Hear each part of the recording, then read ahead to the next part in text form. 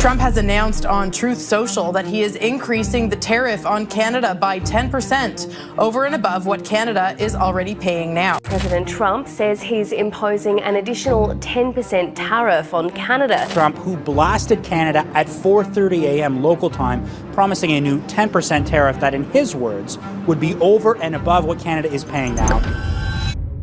Global markets are on edge tonight. A single decision from Washington has thrown decades of economic cooperation into uncertainty. The United States has halted all trade negotiations with Canada, its oldest and closest partner. The announcement came with no warning, leaving corporations, investors, and governments scrambling to understand what just happened. For two nations that built the world's largest trading relationship, this sudden rupture could mark the beginning of a new era. One defined not by partnership, but by rivalry.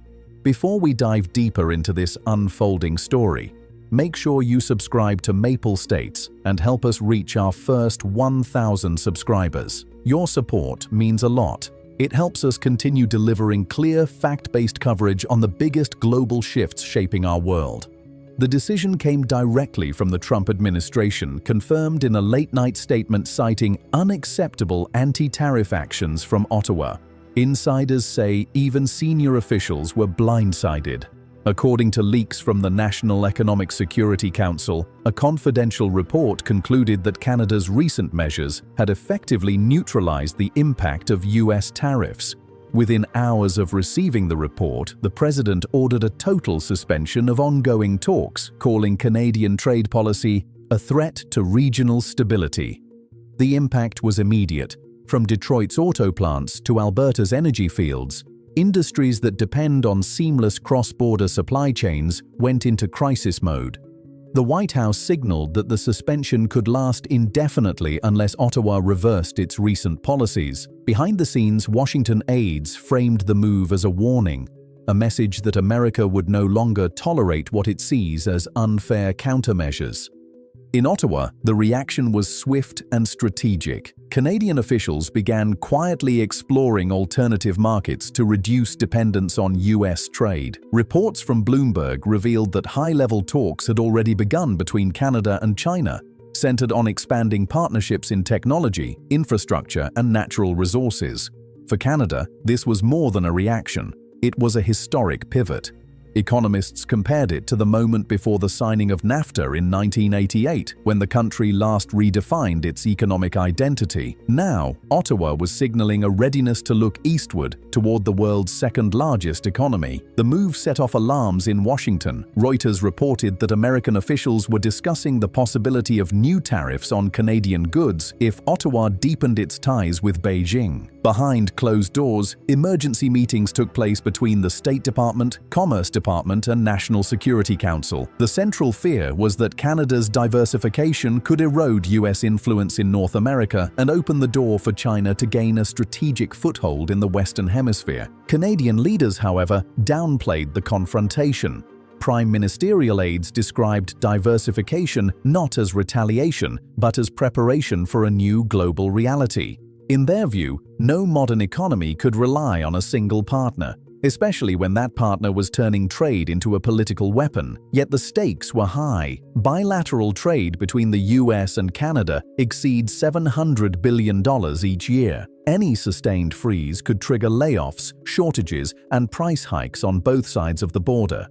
The geopolitical implications were even broader. As tensions between Washington and Beijing intensify, Canada's pivot toward Asia could reshape not only trade flows, but alliances themselves. The Globe and Mail reported that Chinese investment groups were already expressing interest in Canadian ports, rail systems, and green energy projects, a potential game-changer for Canada's infrastructure and global connectivity. But in Washington, officials saw danger. A senior U.S. advisor told the Associated Press that allowing large-scale Chinese investment in Canada would undercut America's control over critical supply routes. In response, the White House began drafting contingency plans. These included stricter monitoring of Chinese economic activity in North America and potential sanctions on companies facilitating those deals. Trade experts warned that such measures could push Canada further into Beijing's orbit, a self-defeating cycle that would weaken the continent's unity. Still, the administration believed firm pressure was necessary to protect American strategic interests. For Canadian economists, the shift offered both risk and opportunity. Losing privileged access to the U.S. market could hurt in the short term, but expanding ties with Asia might unlock new sources of financing, technology, and growth. Analysts at the C.D. Howe Institute argued that cooperation with China, South Korea, and Japan could help Canada modernize its manufacturing base and become less vulnerable to political shifts in Washington. Yet others cautioned that deeper engagement with Beijing carried its own risks: political leverage, regulatory pressure, and long-term dependence on Chinese markets.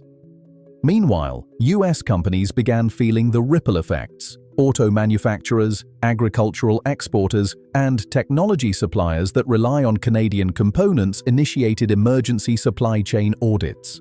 Some considered moving operations to Mexico or Southeast Asia to offset potential losses. Industry insiders told Politico that these adjustments could take years and raise consumer prices across the board. The shock was felt far beyond North America. European and Asian markets began to adjust logistics routes, fearing broader trade disruptions. Analysts at the International Monetary Fund warned that the rift could ripple through energy, agriculture, and finance, compounding global instability. For the United States, the cost of losing preferential access to Canadian exports could be severe: higher production costs, weaker competitiveness, and a growing dependence on distant suppliers.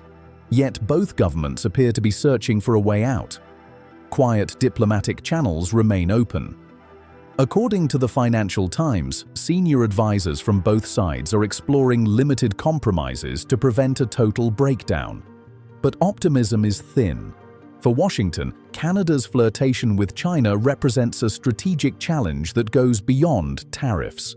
For Ottawa, the suspension is proof that over-reliance on the U.S. has become a national vulnerability. As tensions rise, one reality becomes clear: the North American partnership that defined the last half-century is being rewritten in real time. Whether this rupture leads to a new balance or a lasting divide will depend on how both nations navigate the coming months. If Canada cements its new alliances, it could shift the global trade center of gravity from Washington to the Pacific. If the U.S. doubles down on confrontation, it risks isolating itself from the very allies that once amplified its power.